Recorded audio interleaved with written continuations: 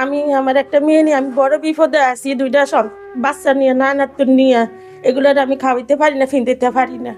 আমি অসন্ন ইয়ার ভিতরে আছি, বিপদে আছি, আমি কারো কাছে বলতে পারি না। আমি কি সমস্যা কি মেয়ের, আপনার মেয়ের সমস্যা কি?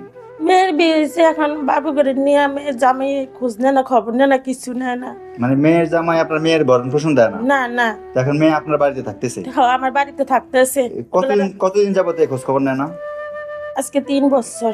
এতিমের বাবা ফাউন্ডেশন বিভিন্ন সামাজিক কাজে তারা সহযোগিতা করে এবং গরিব অসহায় যারা আছে সবাইকে বিভিন্ন এলাকায়, শুধু আমাদের 3 নঙ্গে না, আমি দেখছি রাজারগাঁ, আপনার তারাফল্লা, বিভিন্ন ইউনিয়নে তারা, শুধু আমাদের এই 3 নং কালচুত্তর ইউনিয়ন না, অনেক ইউনিয়নে তারা এতিমের বাবা ফাউন্ডেশন অনেক সহযোগিতা করতেছে।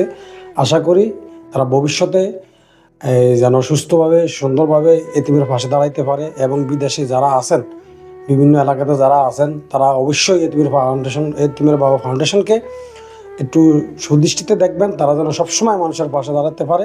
ইনশাল্লাহ আশা করি এই প্রতিষ্ঠানটা একটা বিশাল আকারে দাঁড়াবে এবং শুধু আমাদের হাজিগঞ্জ থানাব্যাপী না, ইনশাল্লাহ আমরা দোয়া করি যে এই ফাউন্ডেশনটা সারা বাংলাদেশে যেন আলোড়ন সৃষ্টি করে, যে এমন একটা প্রতিষ্ঠান পিরোজপুরে আমাদের গর্ব, যে এত বছর, আমার বয়স প্রায় 40-42 বছর, আমি দেখি নাই যে আমাদের এলাকাতে এরকম একটা এই কার্যক্রম বা সাংগঠনিক এই এতিমের বাবা ফাউন্ডেশন, যে এটা কোনো দল মত নাই, এটা সবাই অংশগ্রহণ করে এবং আশা করি তারা বহু দূরে গিয়ে যাবে। পবিত্র মাহের রমজান উপলক্ষে আমাদের ইফতার সামগ্রী বিতরণের একটি কার্যক্রম এখন চলমান। তো তার ধারাবাহিকতায় আমরা চাঁদপুর জেলা হাজীগঞ্জ থানাধীন 3 নং কালস্য উত্তর ইউনিয়ন পিরোজপুর গ্রামের একজন আন্টিকে আনছি। ওনার একটু সমস্যা, উনি আমাদেরকে বলছিল যে ওনাদেরকে যত আমরা একটি ইফতারের ব্যবস্থা করে দিই। তো সেই ধারাবাহিকতা আমরা এখন আনছি। তো এখন আগে আমরা ইফতারগুলো দেওয়ার আগে একটু বলবো যে আসলে আন্টি কি সমস্যা, মানে আরও তো সমস্যা থাকতে পারে। তো যদি আসসালামু আলাইকুম। ওয়ালাইকুম সালাম। আসসালামু আলাইকুম। ওয়ালাইকুম আসসালাম। আন্টি কেমন আছেন? আমি ভালো আছি।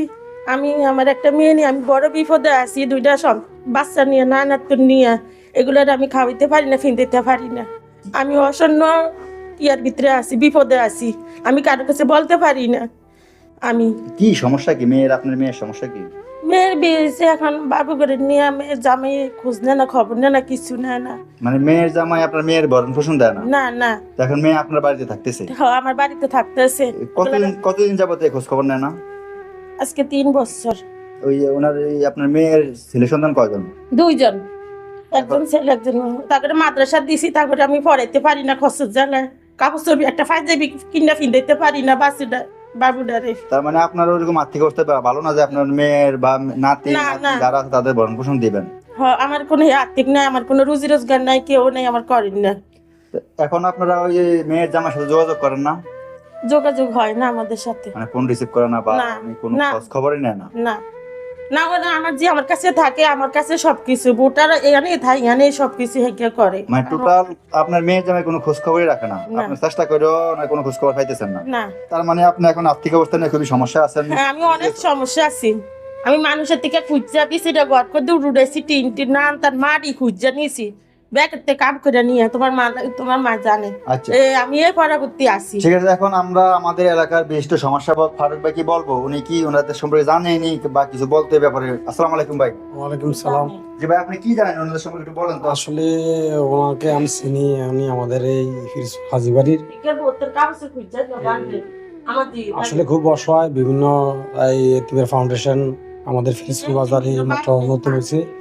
আমরা আশা করি, আমি অনেকটি ভিডিও দেখছি, এতিমের বাবা ফাউন্ডেশন বিভিন্ন সামাজিক কাজে তারা সহযোগিতা করে এবং গরিব অসহায় যারা আছে সবাইকে বিভিন্ন এলাকায়, শুধু আমাদের 3 নঙ্গে না, আমি দেখছি রাজারগাঁ, আপনার তারাফল্লা, বিভিন্ন ইউনিয়নে তারা, শুধু আমাদের 3 নং কালচুত্তর ইউনিয়ন না, অনেক ইউনিয়নে তারা এতিমের বাবা ফাউন্ডেশন অনেক সহযোগিতা করতেছে। আশা করি তারা ভবিষ্যতে যেন সুস্থভাবে সুন্দরভাবে এতিমের পাশে দাঁড়াইতে পারে এবং বিদেশে যারা আছেন, বিভিন্ন এলাকাতে যারা আছেন, তারা অবশ্যই এতিমের বাবা ফাউন্ডেশনকে একটু সুদৃষ্টিতে দেখবেন, তারা যেন সবসময় মানুষের পাশে দাঁড়াতে পারে।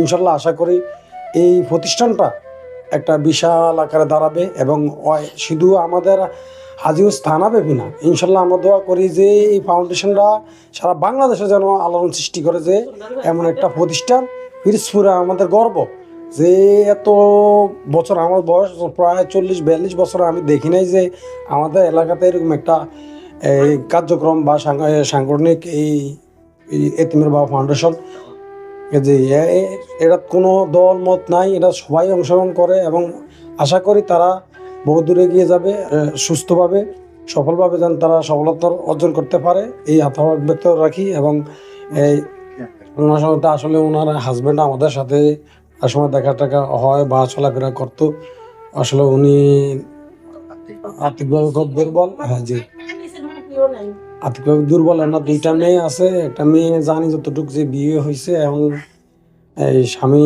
আর খোঁজ খবর নেয় না, এই জন্য উনি আপনাদের ফাউন্ডেশনে আসছে, আপনারা অবশ্যই তাকে একটু সহযোগিতা করবেন।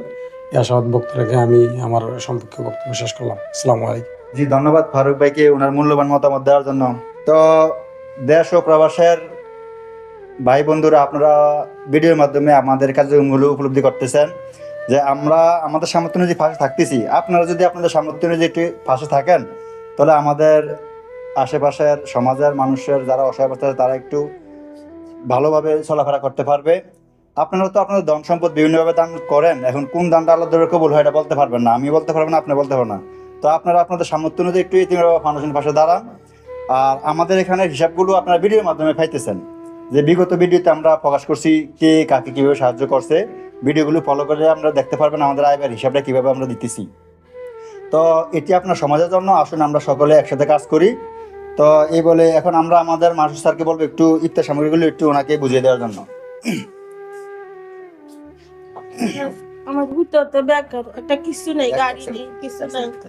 মানুষের একদিন হাইলে ডাউল, এই যে পেঁয়াজ, ছোলা বুট, চিনি, ট্যাং, বেসন, তোল, মুড়ি। যে দেশ ও প্রবাসের ভাই বন্ধুরা, আপনারা এই যে ইফতার সামগ্রীগুলি যে ভদ্রলোক দিছে, উনি একজন প্রবাসী, উনি নাম প্রকাশ করতে অনিচ্ছুক। এই যে আমাদের পাশে এই ফাউন্ডেশনের পাশে দাঁড়াইছে ইফতার সামগ্রী দিয়ে, উনি ওনার নামটা প্রকাশ করতে অনিচ্ছুক, তাই আমরা ওনার নামটা বলতে পারতেছি না। তো আপনারা আপনাদের দানটা যদি নাম প্রকাশ অনিচ্ছুক থাকেন এভাবেও পারবেন, তবে ভিডিওর মাধ্যমে হিসাব পেয়ে যাবেন।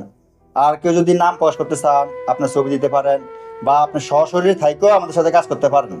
তা আমরা চাই আমাদের এই প্রতিষ্ঠানটা সুন্দরভাবে যাতে আমরা পরিচালনা করতে পারি এবং আমাদের এই যে পঞ্চগ্রামের একটা নাম হোক, এটাই আমরা কামনা করি। তো আপনারা আপনাদের সামর্থ্য অনুযায়ী এতিম বাবা ফাউন্ডেশনের পাশে থাকার জন্য অনুরোধ করছি। তো আমরা এই পর্যায়ে আপনার কি হয়, উনি নাতিন, ওই যার কথা বলছিলেন যে মেয়ে খোঁজ খবর নেয় না।